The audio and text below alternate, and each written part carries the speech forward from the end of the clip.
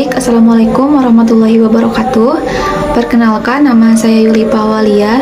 Di sini saya akan membahas materi tentang transformasi organisasi. Jadi, transformasi organisasi adalah proses yang tidak hanya mempengaruhi struktur perusahaan, tetapi juga pola pikir, budaya, dan cara kerja kita. Dalam dunia yang terus berubah seperti sekarang ini, transformasi menjadi kunci untuk bertahan dan berkembang di tengah kompetensi yang semakin ketat. Nah, lalu apa sih sebenarnya transformasi organisasi itu? Jadi, transformasi organisasi itu merupakan suatu strategi dan implementasi untuk membawa organisasi dari bentuk dan sistem lama ke bentuk dan sistem yang baru dengan menyesuaikan seluruh elemen turunannya, yaitu seperti yang pertama adalah sistem, yang kedua struktur, yang ketiga people, dan yang keempat yaitu kultur. Nah, dalam rangka meningkatkan efektivitas organisasi untuk mencapai tujuan yang telah ditetapkan selaras dengan visi dan misi organisasi atau perusahaan. Nah, jadi tujuannya ini adalah untuk memastikan bahwa organisasi tidak hanya mampu bertahan, tetapi juga berkembang di era yang terus bertambah. Nah, selanjutnya di sini ada elemen turunannya, Mas. Yang pertama sistem. Dari sistem ini merujuk pada rangkaian prosedur, kebijakan, mekanisme kerja, dan teknologi yang digunakan untuk mendukung operasi organisasi. Dalam konteks transformasi organisasi, jadi sistem ini mencakup cara-cara baru dalam mengelola dan menjalankan proses untuk meningkatkan efisiensi, efektivitas, dan daya saing organisasi. Nah, kemudian yang kedua yaitu struktur. Nah, di dalam struktur ini ada perubahan, misalnya ada penambahan-penambahan bagian ataupun pengurangan-pengurangan bagian daripada struktur tersebut. Kemudian yang ketiga yaitu people. Ini mengacu pada sumber daya manusianya seperti karyawannya, pemimpinnya, dan pemangku kepentingan lainnya dalam suatu organisasi. Pada aspek ini berarti mengembangkan kompetensi, perilaku, dan budaya kerja yang mendukung tujuan transformasi. Hal ini mencakup peningkatan keterampilan, perubahan pola pikir, dan penyesuaian sikap karyawan agar selaras dengan visi baru organisasi. Kemudian yang keempat yaitu kultur. Kultur ini berhubungan dengan budaya organisasi, yaitu tentang peraturan-peraturan yang berlaku di perusahaan atau yang berkaitan dengan hal-hal yang menjadi ciri khas dalam perusahaan atau organisasi. Selanjutnya yaitu ada komponen penting transformasi organisasi.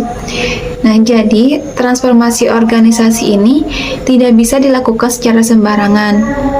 Nah, di sini dijelaskan ada 8 komponen penting yang harus kita perhatikan agar transformasi ini terus berjalan. Yang pertama ada arah bisnis visioner. Nah, jadi kita itu perlu meninjau kembali visi dan misi organisasi setidaknya setiap 3 tahun sekali. Apakah visi dan misi tersebut masih relevan dengan kondisi pasar saat ini? Dan apakah kita sudah menjawab kebutuhan pelanggan?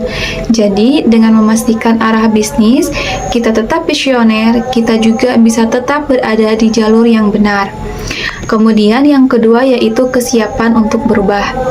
Nah, transformasi ini membutuhkan kesiapan untuk menghadapi perubahan, baik yang datang dari dalam organisasi maupun dari luar organisasi, seperti perubahan regulasi, teknologi, atau kebutuhan pelanggan. Oleh karena itu, program pelatihan dan pengembangan sangat penting untuk memastikan semua anggota tim siap menghadapi perubahan dan menghadapi perubahan lingkungan eksternalnya. Kemudian yang ketiga itu yaitu orientasi pasar. Nah, jadi kita juga harus fokus pada strategi untuk meningkatkan pangsa pasar. Ini bisa dilakukan dengan memahami kebutuhan pelanggan lebih baik, mengembangkan produk yang relevan, dan menciptakan nilai tambah yang tidak dimiliki oleh kompetitor. Kemudian selanjutnya yang keempat yaitu tanggap terhadap lingkungan.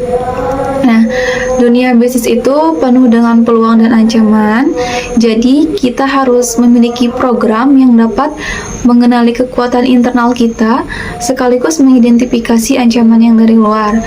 Dengan begitu, kita bisa menghadapi tantangannya dengan lebih percaya diri. Selanjutnya yang nomor 5 yaitu operasi prima. Nah, efisiensi operasional yang merupakan salah satu kunci keberhasilan transformasi. Dengan proses yang lebih optimal ini, kita dapat hanya menciptakan produk dan layanan yang berkualitas, tetapi juga meningkatkan daya saing organisasi. Kemudian yang keenam, kepemimpinan yang kuat. Nah, yaitu dengan mempersiapkan pemimpin organisasi yang mampu menggerakkan semua sumber daya dan organ organisasi, dan harus mampu menginspirasi, memotivasi, dan mengarahkan tim untuk bekerja sama mencapai visi perusahaannya. Karena pemimpin yang baik itu adalah motor penggerak transportasi. Kemudian yang ketujuh yaitu insan yang kompeten. Nah, dengan mengelola sumber daya manusianya untuk menciptakan keunggulan yang berdaya saing ini, karyawan itu adalah aset terbesar organisasi. Jadi, kita harus terus mengembangkan kompetensi mereka agar mampu beradaptasi dengan perubahan dan menciptakan keunggulan kompetitif. Kemudian yang kedelapan yaitu budaya perusahaan. Nah, jadi dengan mengembangkan budaya perusahaan yang mendukung pencapaian visi dan misi, budaya perusahaan yang kuat juga akan menjadi fondasi untuk menghadapi segala tantangan. Nah, budaya ini harus mendukung pencapaian visi dan misinya serta mendorong inovasi dan kolaborasi.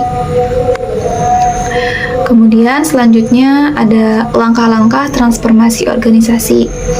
Nah, jadi untuk menjalankan transformasi yang efektif ini ada beberapa langkah penting yang harus kita ikuti. Nah, di sini yang pertama yaitu tentukan apa yang Anda lakukan. Nah, jadi mengapa Anda akan melakukannya? Nah, kita itu harus memiliki alasan yang jelas mengapa perubahan ini diperlukan. Karena ini semua akan membantu pihak memahami tujuan transformasi tersebut. Kemudian selanjutnya, identifikasi apa manfaat dan resikonya. Nah, jadi apa manfaat yang akan kita dapatkan dari transformasi ini?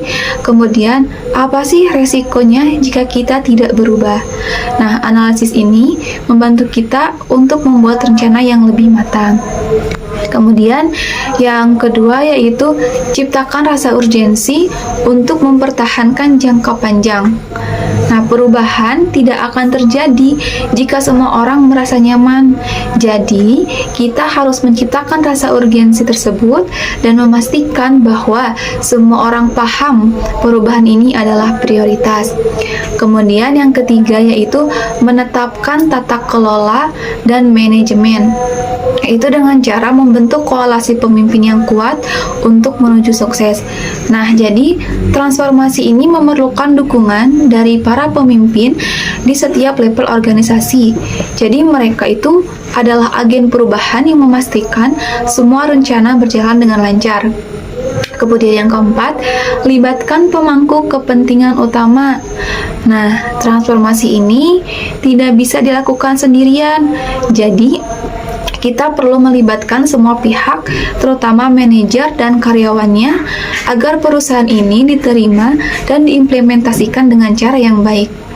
Kemudian, yang kelima yaitu hilangkan hambatan untuk keberhasilan transformasi. Nah, hambatan seperti ini contohnya resistensi terhadap perubahan atau sistem lama yang tidak mendukung harus diidentifikasi dan diatasi sejak awal. Kemudian yang keenam yaitu aktifkan transformasi nyata dengan budayakan perilaku baru. Nah, transformasi ini tidak hanya tentang sistem dan struktur, tetapi juga tentang budaya. Jadi, kita harus memupuk budaya kerja yang mendukung visi dan misi perusahaan baru. Nah, kemudian yang ketujuh, atur kembali operasi dan organisasi. Nah, ini untuk mengaktifkan visi baru dan mendukung transformasi. Kemudian yang kedelapan itu tingkatkan keterampilan kepemimpinan. Nah, pemimpin perlu terus belajar dan berkembang agar mampu memimpin dalam situasi yang penuh dengan ketidakpastian. Oke, selanjutnya di sini dijelaskan transformasi sendiri merupakan tindakan strategis yang membutuhkan investasi besar dan resiko yang tinggi. Oleh karena itu, perusahaan membutuhkan suatu model yang sudah teruji sebagai pedoman bagi organisasi di Indonesia untuk menjalankan transformasi. Nah, jadi transformasi organisasi ini penting. Nah, mengapa penting? Karena dunia bisnis saat ini berubah dengan sangat cepat. Jadi, teknologi baru yang bermunculan, seperti kebutuhan pelanggan terus berkembang, dan persaingan pun jadi semakin ketat.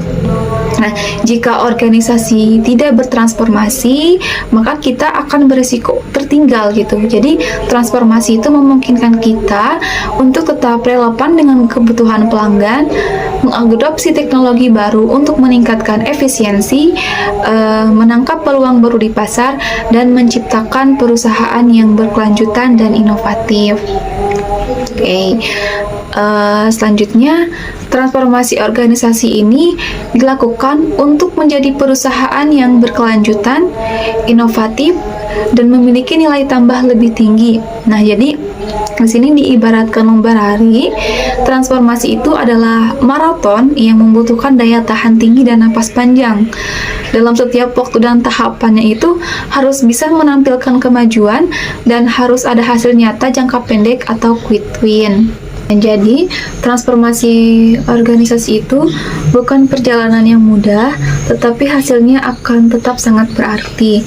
Nah, dengan komitmen, kepemimpinan yang kuat, dan dukungan seluruh tim, kita bisa menciptakan organisasi yang lebih baik, lebih inovatif, dan lebih berkelanjutan. Mungkin cukup sekian dari saya. Terima kasih. Wassalamualaikum warahmatullahi wabarakatuh.